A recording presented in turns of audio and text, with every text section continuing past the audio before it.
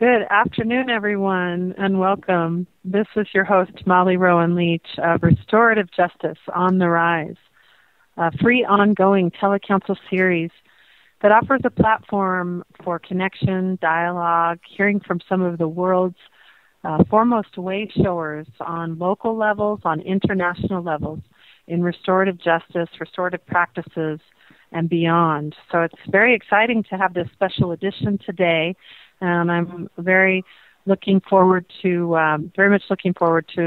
introducing to you our special guest. But just wanted to mention to you just a quick apology for the slight delay in our start this afternoon. The hurricane has affected VoIP lines, and that's mainly my operating system. So I had to familiarize myself very quickly with how to dial in via Skype. So thank you for your patience, and welcome again. Please do check out dopeace.us, which is the main website for the Peace Alliance social network. It includes a special tab for restorative justice and also houses the archives from this series as well as from last season's series. So there's archives there featuring people such as Arun Gandhi, Gandhiji's grandson, Lois DeMott from Citizens for Prison Reform, Kenny Johnson from This Sacred Space, James O'Dea from Cultivating Peace, and many of you know as an internationally renowned peace builder and social healer, and many, many others. It's been a wonderful series, and it will continue on. Last week we had a great chat and conversation with Fleet Mall from the Prison Mindfulness Institute, and next week we'll be talking with Chris Miner. She's the executive director of the St. Croix Restorative Justice Programming. So again, go to dopeace.us for more information about this series and to access the free archives. So without further ado, it's my great pleasure to welcome somebody that I feel just does such incredible work in utilizing the technology that we have in our times to bring people together in a very meaningful way. I've had the great pleasure and honor, actually, of being a guest on Edwin Rutsch's show.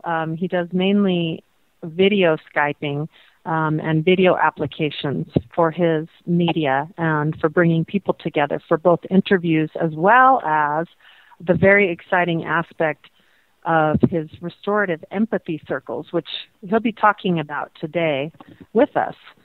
Just also a note, before I formally introduce him, please do press 1 on your telephone keypad at any time this afternoon during our hour together to ask a question or make a comment to Edwin or in general.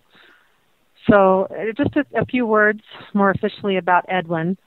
He is the director of the Center for Building a Culture of Empathy. This center is the home of the Global Empathy Movement, and its mission is to build a movement for creating a global, worldwide culture of empathy and compassion. The site contains the Internet's largest collection of articles, conferences, definitions, experts, history, interviews, and much more. It's also hosting a sub-conference on empathy in the justice and legal system. So I highly encourage you all to check out the website, which is cultureofempathy.com.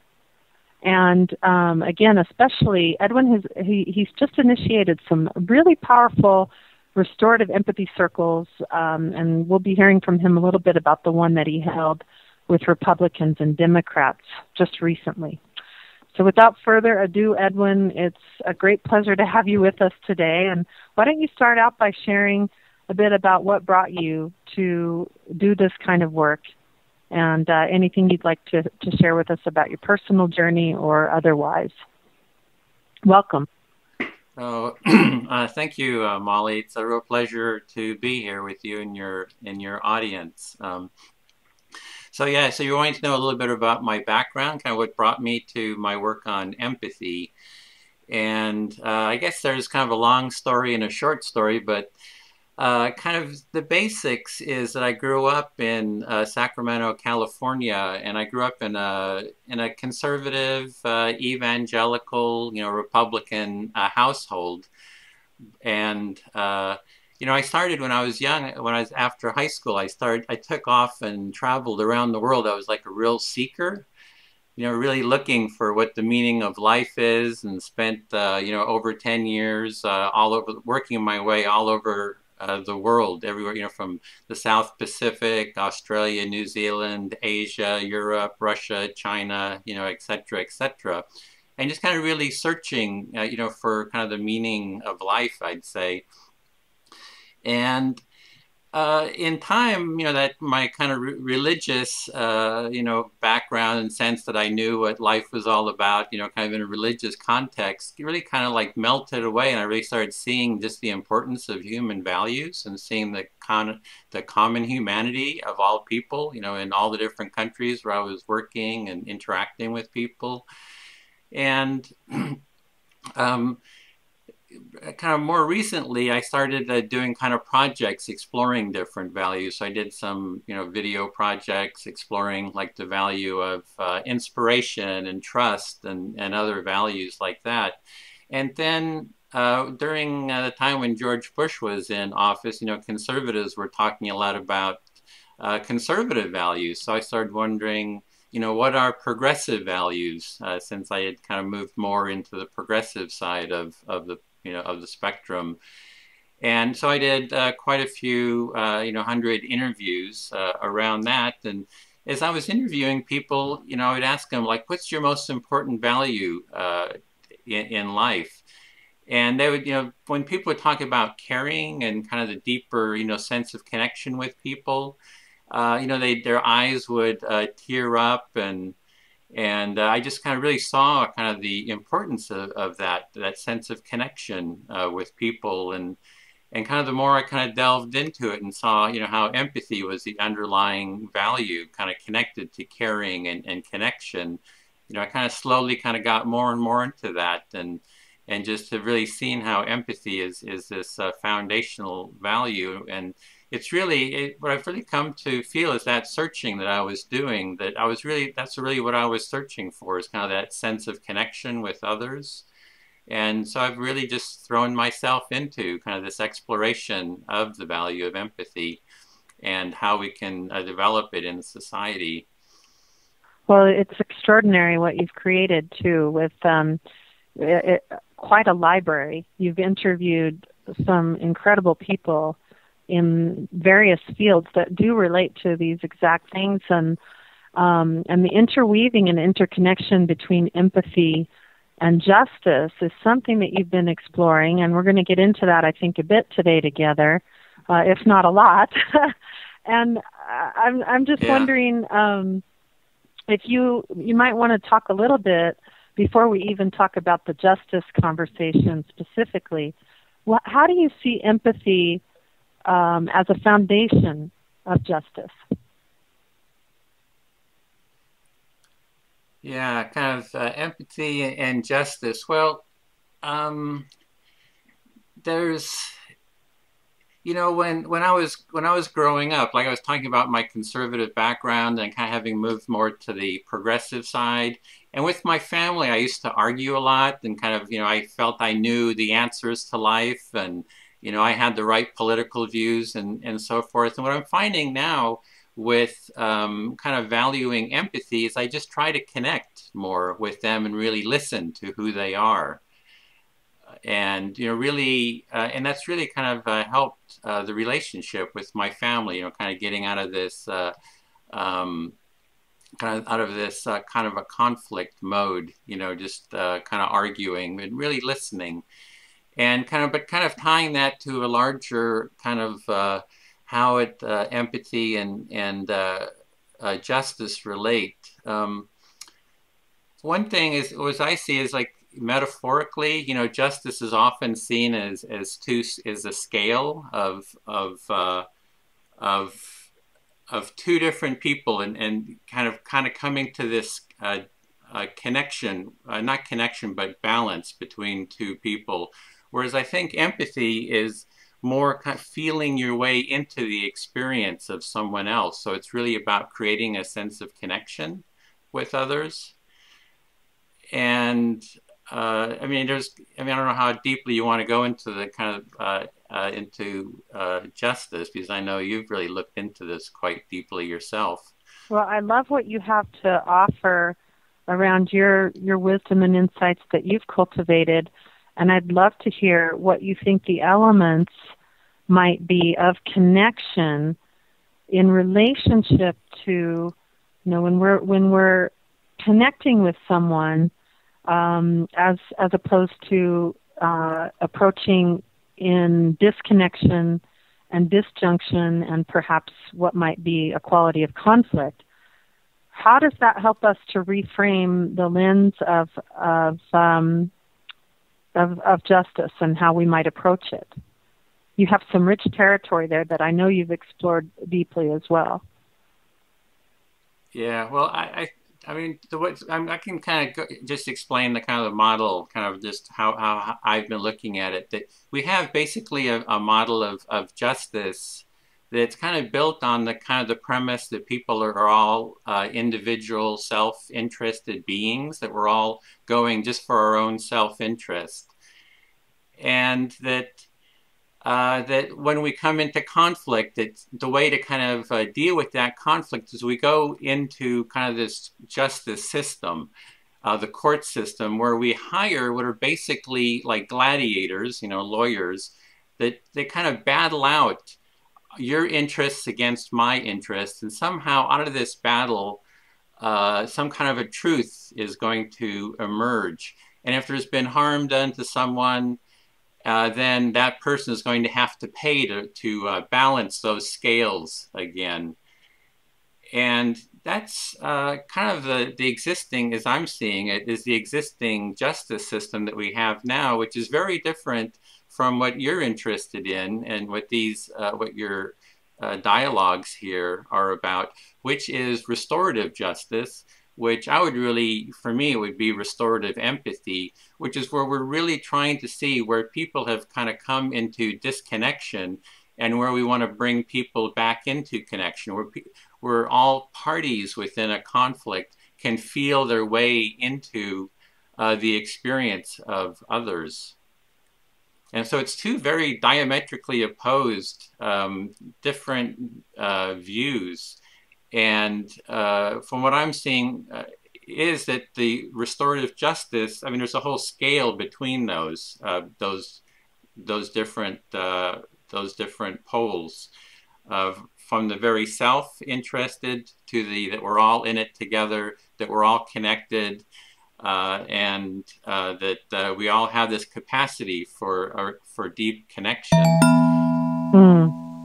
Well, the bridge between that retributive, isolated, punitive paradigm and the interconnected, empathic paradigm, which underpins restorative practices, transformative justice, that aims to sustain a model that brings us back together, that brings us out of our caves, out of our closets of silence, and allows us to feel what Dominic Barter so beautifully and eloquently has said many times about the safety of conflict.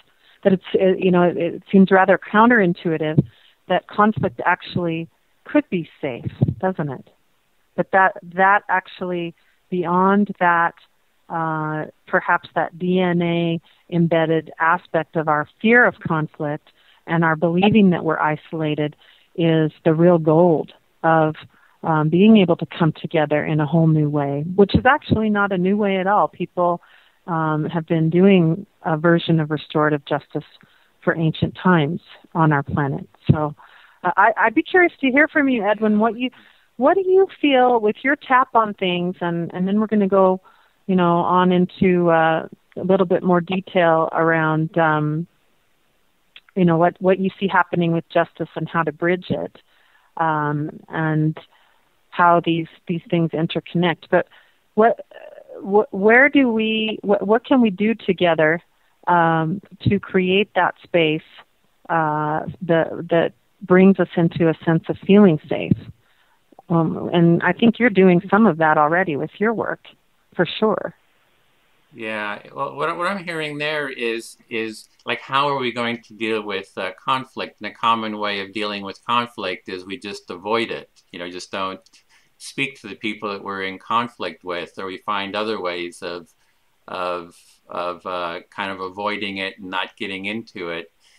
And what you're like saying is about if we actually go to the conflict and have the tools for resolving conflict, that's really maybe a healthier way of progressing and using conflict, which is going to come up, which happens all the time. I'm in daily conflict in one way or another, you know, maybe within myself or in just any one of, you know, of a myriad of little events that have conflict in them in relating with others. And how is it that we can go to those conflicts and really find ways of transforming those conflicts and actually kind of being stronger, finding, you know, when those conflicts are resolved, that a deeper connection can happen, and that we can be stronger within that. And I find the same thing as I was talking about with my family, that, you know, I used to have, you know, really, you know, knock down, drag out fights with them. And it was like, you know, I know the answer, you know, you're wrong. No, they know the answer, I'm wrong. But now, more and more, I'm just listening. So, you know, listening, what is it that's, you know, important to you? And that's empathizing, you know, kind of feeling my way into kind of their experience. And, and I find that you know, there's a real kind of a beauty and a real kind of connection that happens in that. And kind of just seeing kind of the deeper humanity of feeling into the humanity of them. And so I think that's maybe what you're kind of addressing with conflict. Well, and I love how is go to the conflict. Excuse me, Edwin. I just want to say I really appreciate how you're applying this and sharing about it from your practical daily life and your past and your experience, because we really have this as an ongoing opportunity in our lives. Obviously, it's not just something that we put form around and get formal about in a community. In fact, the more real we are with ourselves about the path and in softening our own imprints, like you're saying, with coming from a very argumentative and kind of walled family, which I think is fairly typical for most of us who grew up in the last few generations. There was a transgenerational pattern, it appears, of not talking about anything, and that conflict was bad. And so here we are today, really being brave and courageous with what we have had passed down through our lineages to us. And it's a gift, really, for us to do this kind of work and to stay with it. And I'm curious to know specifically, Edwin, do you have anything you'd like to offer around any particular practices that helped you to transform in your own, I suppose, in your own ways? You said that you practice listening and empathic listening and feeling into the other, so to speak, or the family member that may in the past have been the most difficult for you. What got you from then till now, or how it used to be for you to this point here, where you feel that you're practicing it in a much different way, perhaps, in empathic listening? So kind of like how do we really embody empathy? Well, part of it is you know, learning myself to embody empathy, and the other is to have the intention for what I call a culture of empathy, which is really that empathy needs to be a you know, a highly valued social value, or if not perhaps the predominant social value. You know, like here in America, we talk about freedom, freedom, freedom, but maybe we should be talking about empathy, empathy, empathy. So, you know, the first part, I guess what I'm kind of addressing there is to have the intention of doing it. like you hear within the mindful community all the time. It's like, bring yourself back to your breath, kind of be mindful.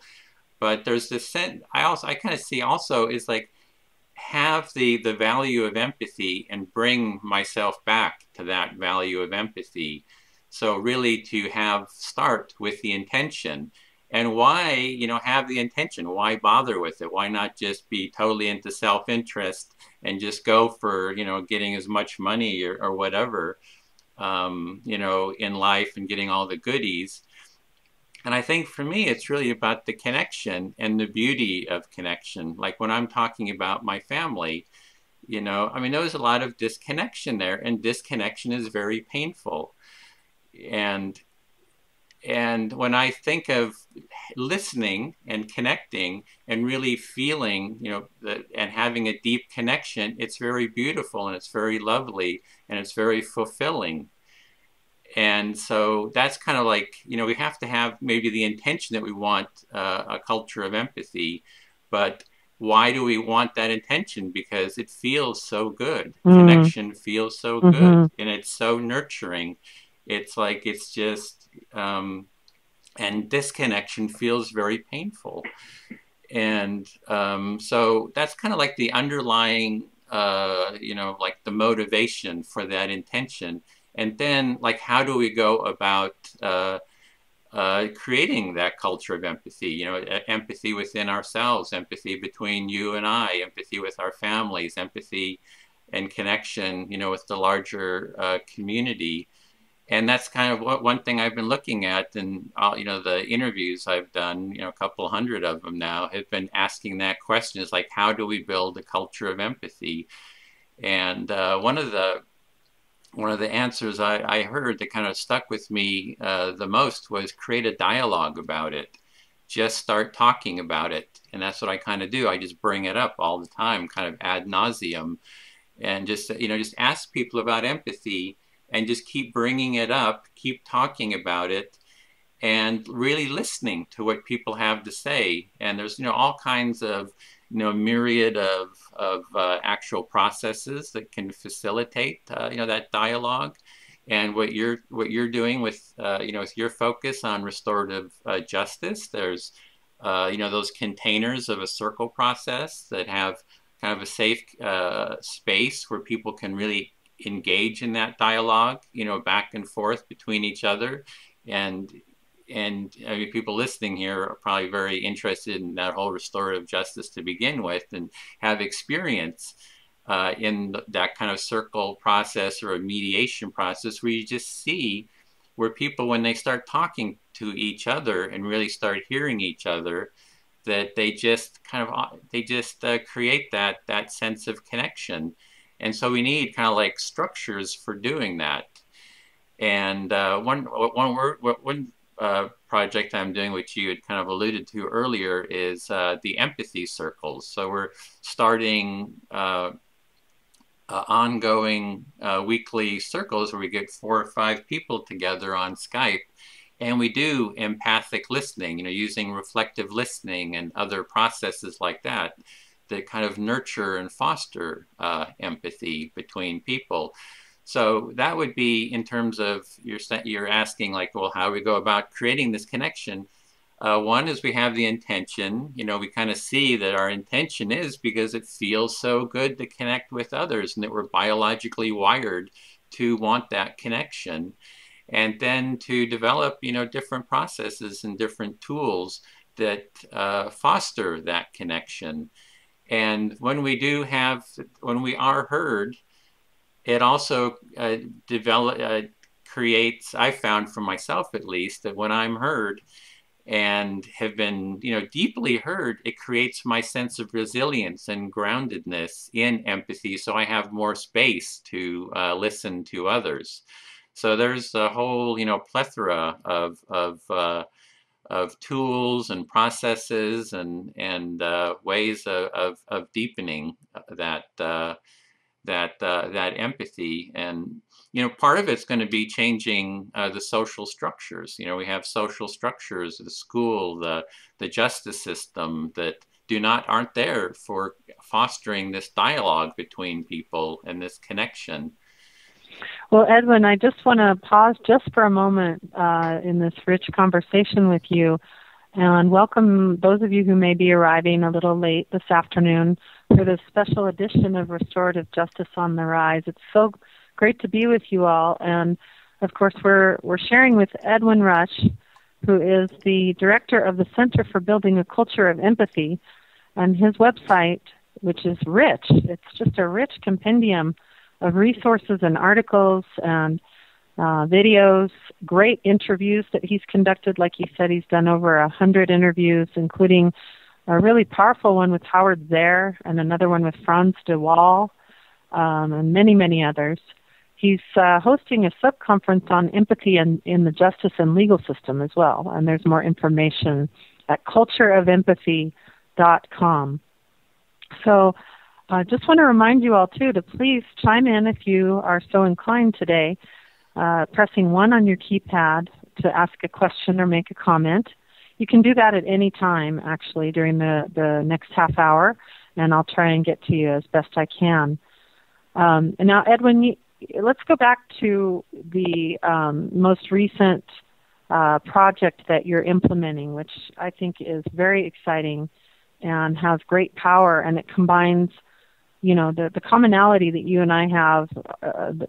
One of them is that we are employing virtual technology to bring us all together, and it's a great way to exponentialize the bridge between, to help integrate the existing system with the one that wants so much to be fully birthed with restorative practices and beyond.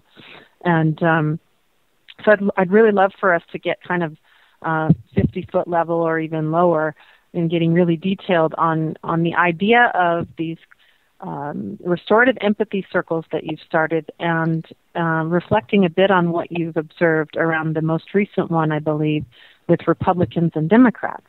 Would you talk a bit about that with us, share some details? Sure. So, yeah, you're talking about the restorative empathy circles with Republicans and Democrats, but I'd like to take a step back and talk about the empathy circles in general, because they're really the foundation for the restorative circles.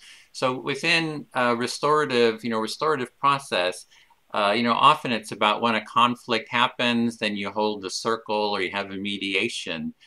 And then there's a healing process happens, and then people kind of go on their way. But what I feel is needed is like an ongoing kind of a circle process that we are part of.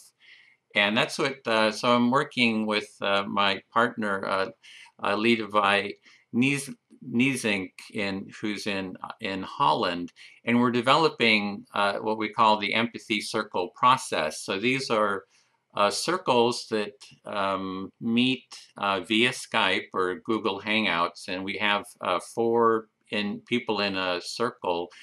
And it's really an exploration. We set the intention that our intention is to build a culture of empathy. That's what we're here for, and this is like an ongoing, lifelong vision that we have. And we work and use different empathy building processes like reflective listening, which was developed by Carl Rogers, and is really now part of the whole psychological psychotherapy and all those other different therapy processes. But we're not doing it in a therapeutic. We're just learning using these different processes and exploring in a kind of an open, exploratory way of how do we foster and deepen empathy, and how can we change society to be more empathic. So it's really about building a movement, building a movement to raise the value of empathy within society. Now we've been doing, we've done about 15, 16, 17 of these circles. We're doing them on Google Hangouts. They're all recorded and they last about 2 hours. So you can actually go to the Culture of Empathy website and see the circles there.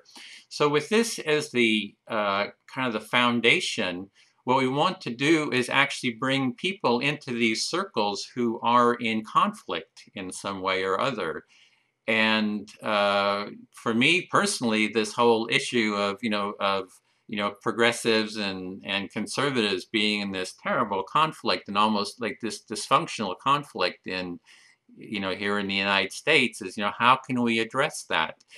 And so what we did is we created created the restorative empathy circles, and we used kind of the same similar format as the empathy circles, and we brought in two Republicans and then two Democrats, and one of the Democrats was Joan Blades, who's co-founder of MoveOn.org and also the Living Room Conversations project. And we set it up. We have the intention. Our intention in this circle is to foster empathic connection and understanding. And we use a reflective listening process within that circle. So one person shares something, and then someone else reflects back until that person feels fully heard. And then it's that other person's turn to share, and then someone else reflects back. And you probably are familiar with that process with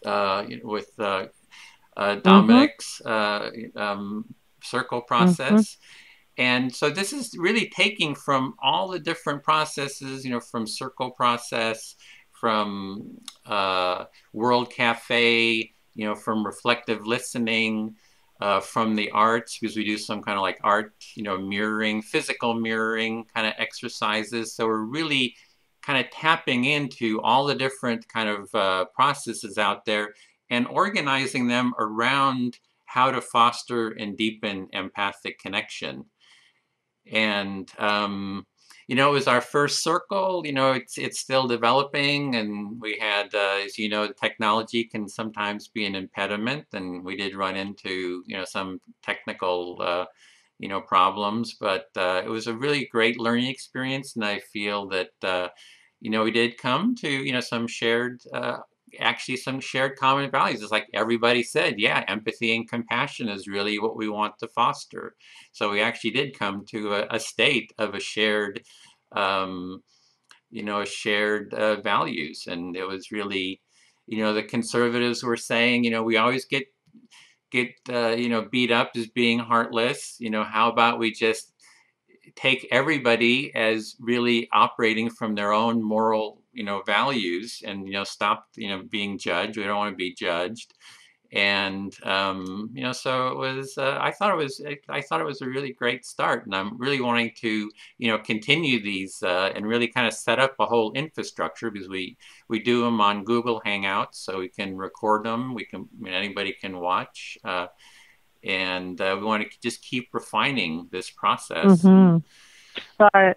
Keep going with it and expand it to other people in conflict, other communities.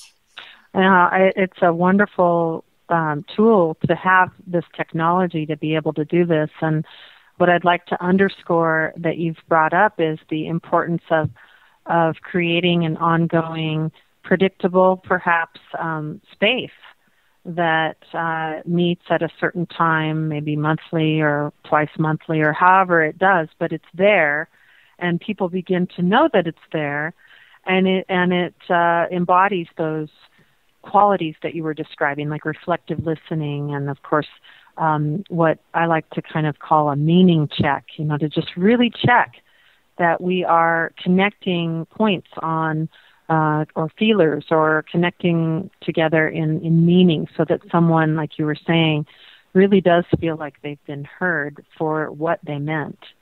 And of course that is relative to what Dominic Barter so beautifully brings forward in the very simple practices that are the baseline for both practice circles, as well as I don't even know if there is such thing as a practice circle, because they're useful, but they also become very meaningful in and of themselves.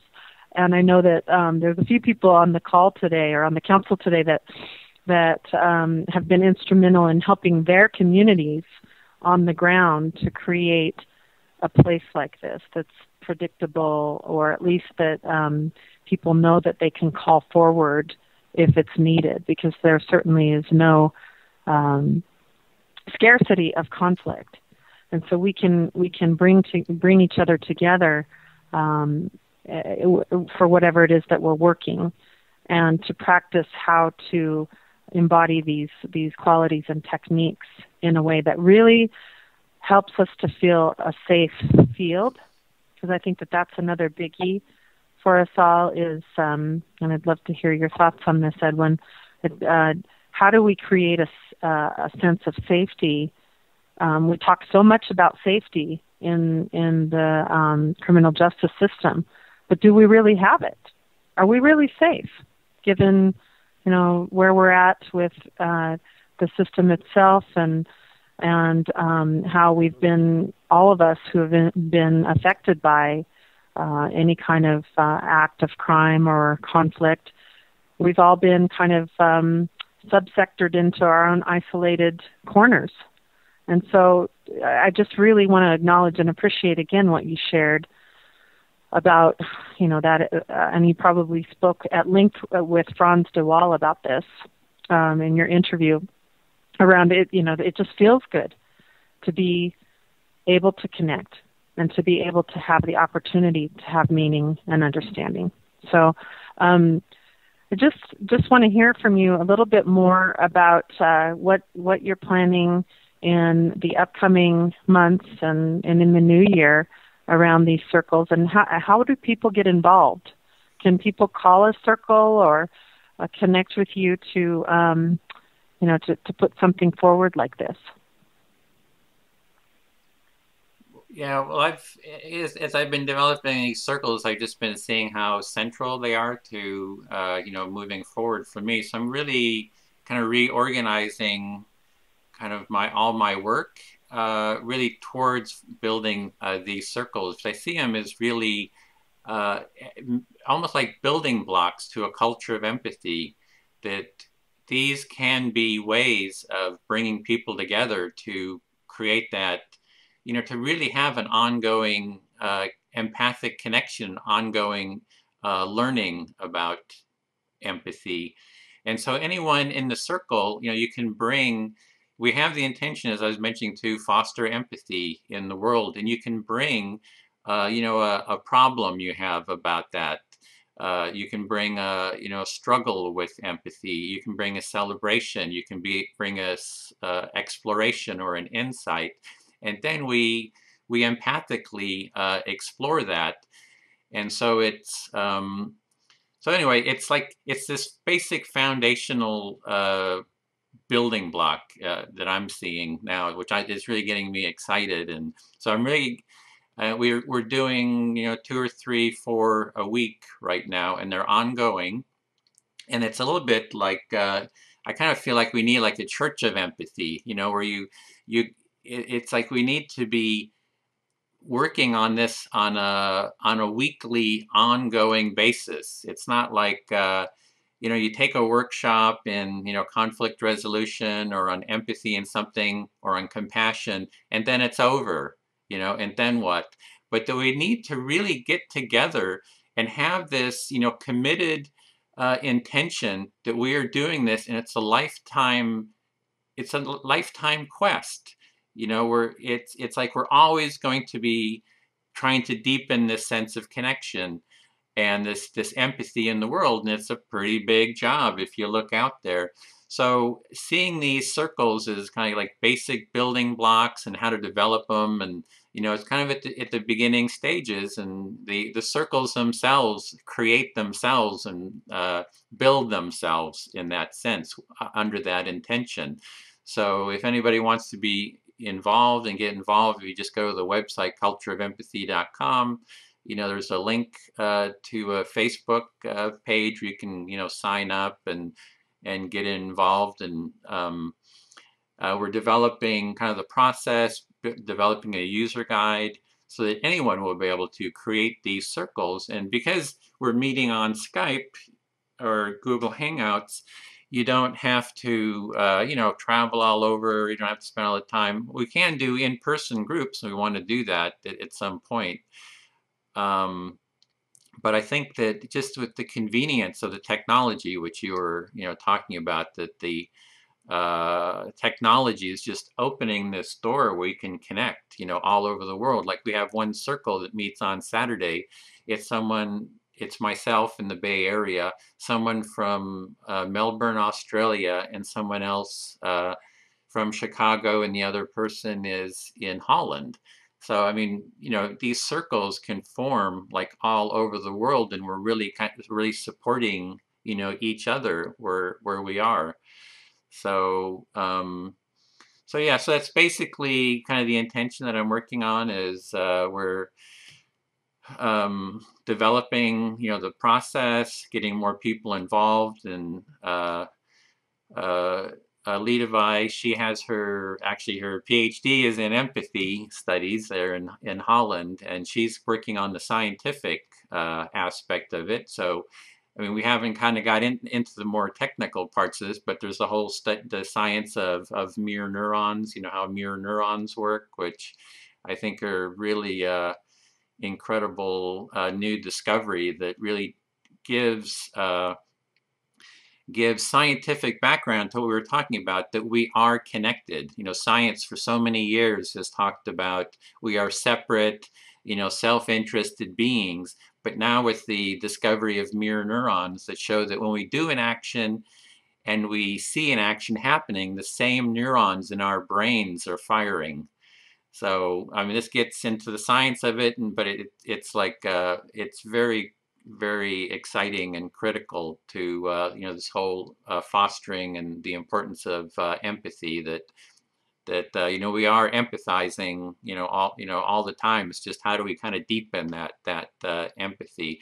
So the circles, kind of wandering a little bit here, but it's the circles, I'm really focusing on this. If anybody would love, especially from the restorative justice community, because this is like what people in the restorative justice community have been doing. I mean, it's right along those lines. It's wanting to bring in all those different processes, all the skills that you've learned in, one-on-one, mediation or circle process. We're going to bring all those into these empathy circles, and just keep building them and making them, something that's easily reproducible by anyone, and expand on it too, because I want to do empathy circles in the home, in the family.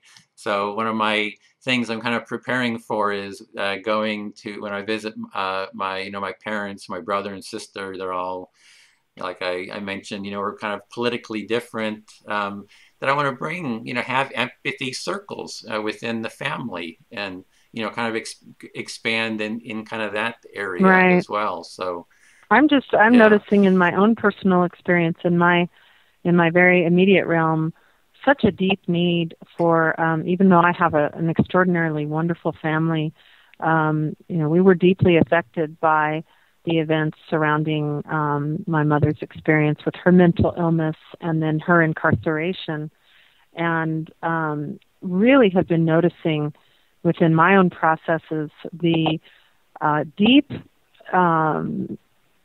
pain, or just the awareness of the difference between feeling really good about being open with whatever is present in this process that has been painful and has included the criminal justice system in its previous state and its current state, which is vastly transforming, in my opinion.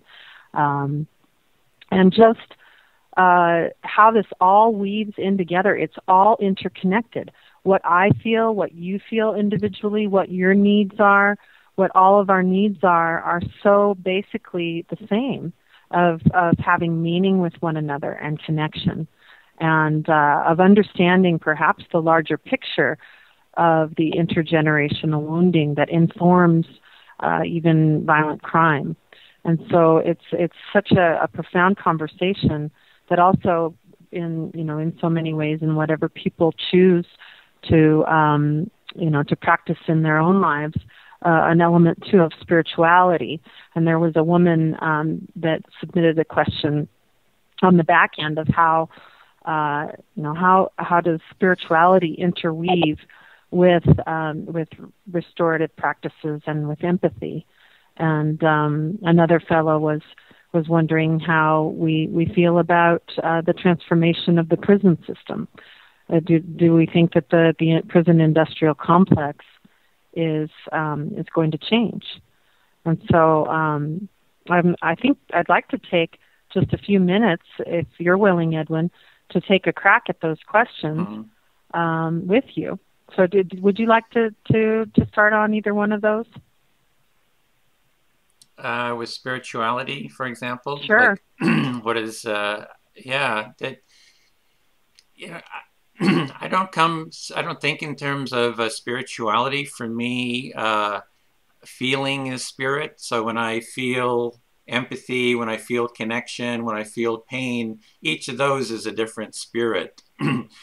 So I don't think of kind of a metaphysical spirit. So does that make sense to you, Molly?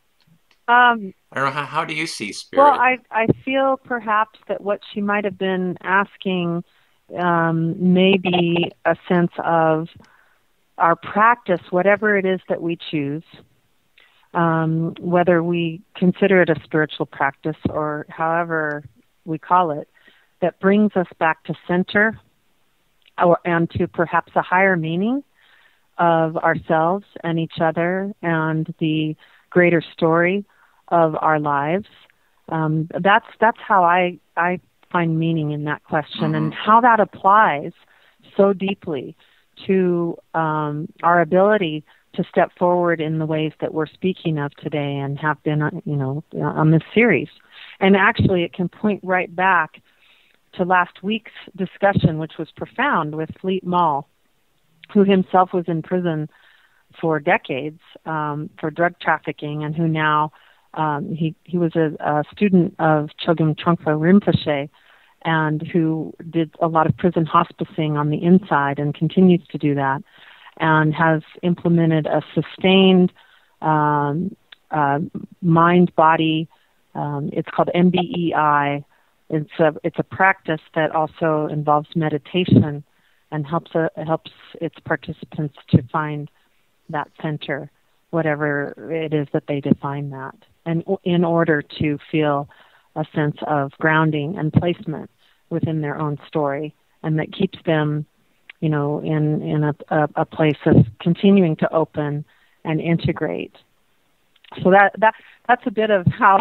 Yeah, so that's really about coming into connection. If I would say that as maybe coming into connection with, myself and connection with others. And for some, there's this sense of when we do feel connection, I mean, our body is just kind of flooded with emotion and, oxytocin and that, that warmth and that love and that caring. And maybe some people would call that spirituality, and that's, it works for me as well. That really, that kind of transcendent, seeing how I am not an alone, alone here in existence, that I am connected with others and life in general. So, but I don't use the word spirituality so much, because often in spirituality kind of speaks to kind of a metaphysical. And for me, I kind of want to live more in the experiential. I see a lot of resonance with the arts, the spirituality of the arts. I do kind of this freestyle dance, and that's really where I really get my a lot of really deep emotional experience there. Well, let's go ahead and move on. And by the way, for our council that is gathered, of course, I believe we're not having any technical issues this week with our dashboard. So please, by all means, signal me if you'd like to chime in here with a comment or a question by pressing 1 on your telephone keypad. So just also to go in here in a moment with the question from Mike about the prison industrial complex. But I'd like to open up the line, though, to a question. So, Teresa, welcome. You're live. Hi, this is Teresa from Lancaster, Ohio. I just wanted to comment on when you spoke, Edwin, of the experiential aspect. Mm-hmm. That really spoke to me because I think what a lot of people do speak of as spirituality is really just trying to connect with themselves. So that self-empathy, that experience is like be here now, you know. So you're really more alive at that time when you're connecting with that experience. So I just wanted to thank you for using that word because it was just like, oh, yeah, I get that, you know. So it really helps. That experiential aspect brings you back to the now, and that's, we don't want to forget about self-empathy when we're talking about empathy, because that's really very important. Right?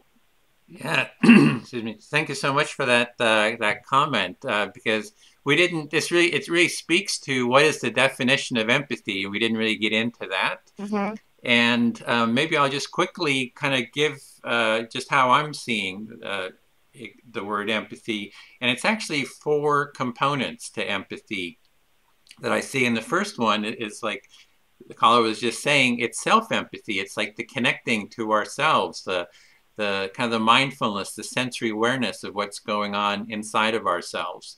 The second part of empathy is what I would call mirrored empathy, and that works through mirror neurons, which I touched on a little bit, which is that when we do an action and see an action happening, that we mirror it inside of ourselves. So as you're hearing my voice, you're hearing, the tone of the voice, and you're actually feeling the energy, the feeling, my feelings. You actually can feel some of it. Am I excited? Am I nervous? Am I whatever? You can feel that in yourself, and that's through what I would call mirrored empathy. And if we were doing this on a visual call, I would be seeing Molly and you'd be seeing me and so forth. And that would add like another layer to this mirrored empathy. The third part of empathy would be imaginative empathy, which is that we can imagine ourselves in someone else's situation, just like an actor does.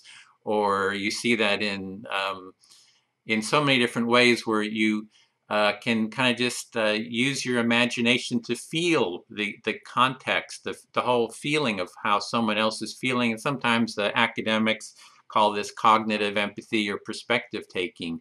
And then the fourth part of empathy is after we've kind of had these other parts of empathy and we really start seeing and feeling deeply into each other and start feeling our common humanity, they were kind of biologically wired for what I would call creative empathy or maybe empathic action, where that we naturally just want to contribute to the well-being of others.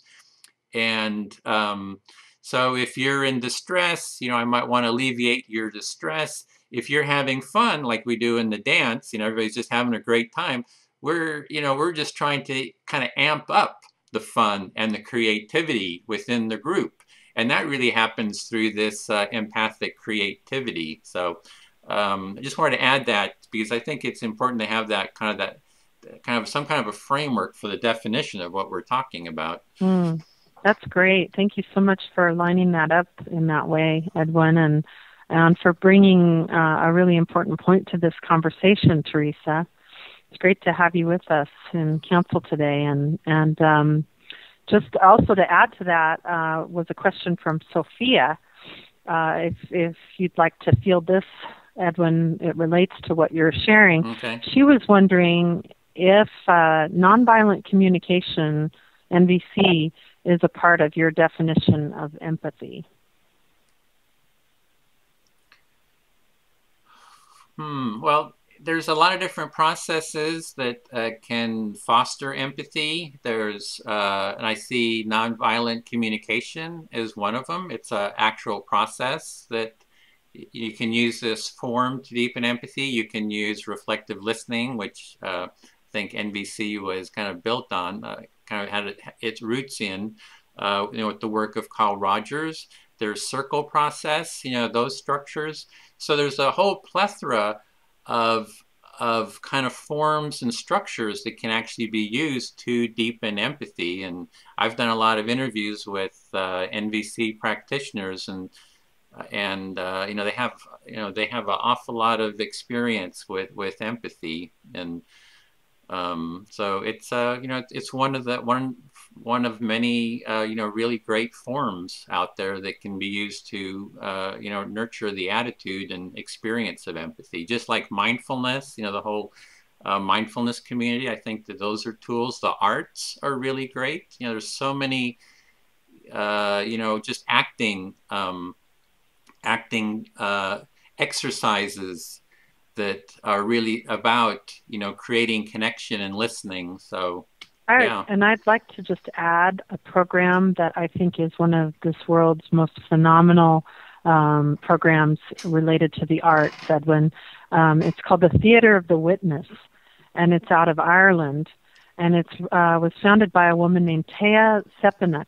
And if you haven't heard of the Theater of the Witness, it's a way of playing out a conflict or a wound on stage, and it's a powerful process that I've never actually witnessed in person, but I know my colleague, our colleague, James O'Dea, during the International Social Healing Project, he was over there with Judith Thompson, and they witnessed it firsthand, and it's all set up on a stage, and it's real conflicts, whether it be, you know, the Northern Ireland conflict or more individual interpersonal conflict, or a blend of those, with players playing out the particular story.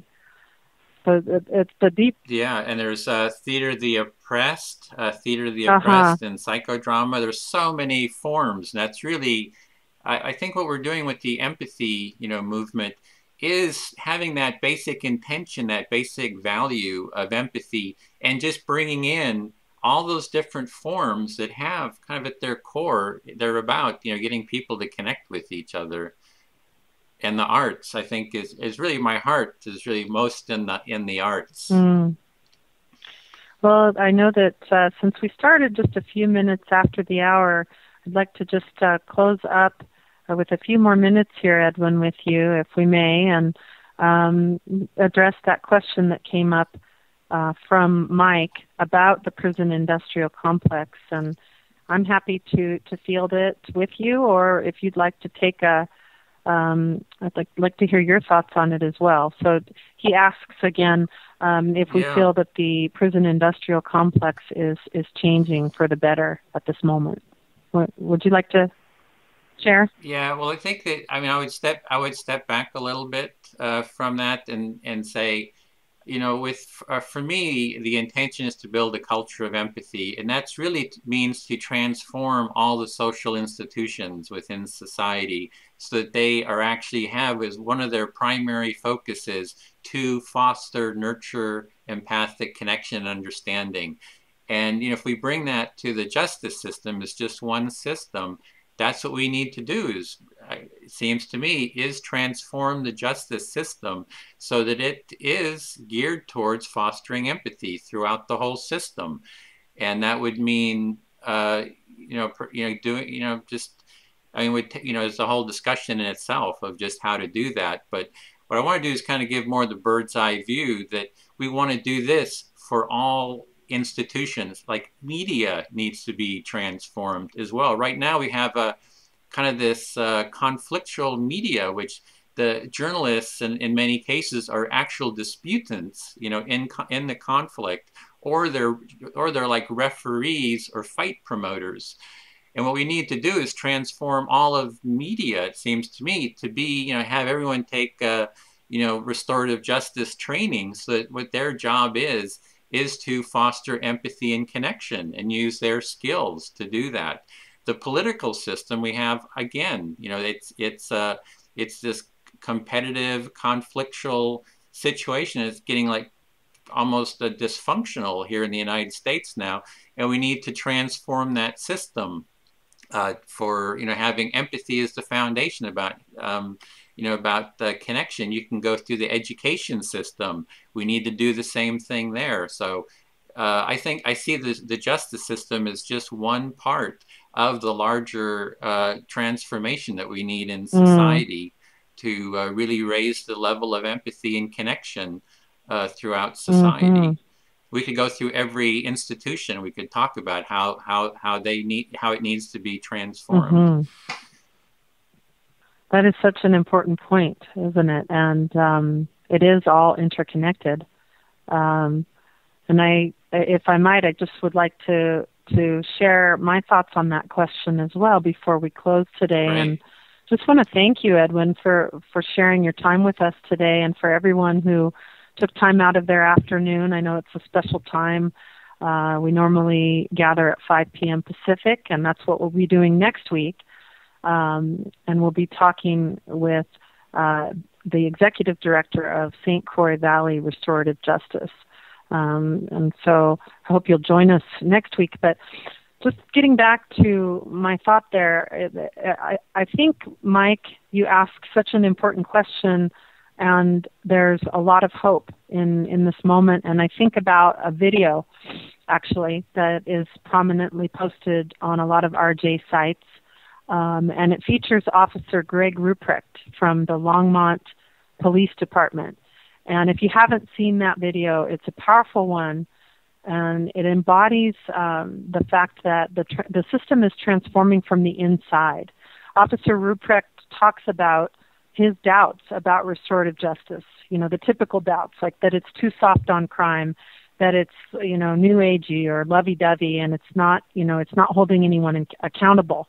Whereas right in the midst of the video, he says, well, he admits that he was wrong about his assumptions. And then he goes on to share not only that how well it's working within the Longmont system, but also that it's reduced his seeing people coming back and cycling through the system, that recidivism goes down, and that people don't show up again in the police department. And so it's a very powerful testament to what's happening on the inside of the system and its effects on the system itself from the inside in that way. I know that we've had many people, including Edwin, on this call and council that embodied very directly in their communities an aspect of integrating the old and new ways. The River Phoenix Center for Peace Building is an example. Sylvia Clute and her work in Virginia with youth, and Dominic Barter, and Andrea Brennicke, and all the work that they're doing in Seattle to hold and sustain circles on the ground in the wake of the shooting of the indigenous sculptor who was murdered by a police officer. So that example is one of the places that we can look to see it actually being effective and in action after a very violent crime happens. And so I feel a resounding yes, and I also agree with Edwin what you're saying about it being a full system change. It's a paradigm change and a systemic change cross spectrum. And so, it's really, if you're wondering how to get started in your own life, well, certainly, I think Edwin's offered some wonderful insight into personal practice and personal awareness, and how that bridges out into the possibility, which seems very much a need of ours, to come together with our communities and work on whatever is up together. And there's places that offer ideas of how that can be. And Edwin is one of them, and just really appreciating the fact that you hold that space for the video circles, for the Skype and Google Hangout circles. So we probably should close our council for the afternoon. But again, I just really want to thank you, Edwin, so much. And is there anything else you'd like to share with people before we sign off for the afternoon? I think that was it. It was a real pleasure talking to you, Molly, as usual, as always. And can you just tell us when your conference is going to be? That was one thing that I wanted to highlight again. is the sub-conference that... Well, it's an ongoing conference. It's interviews like you're doing them on Skype with a lot of the people you've mentioned. I've interviewed as well, asking about empathy and justice, and also putting together panels. So it's an ongoing online conference, actually indefinite. Great. Well, and again, people can find out more about your work at cultureofempathy.com. And I just want to thank everybody and invite you to join us next week, again, as we talk with Chris Miner from the St. Croix Valley Restorative Justice Project. That's at 5 p.m. Pacific next week. And as always, this audio from the telecouncil today and for every telecouncil will be posted for your free access at dopeace.us. I just want to thank everybody again and have a great rest of your day. We'll see you next week.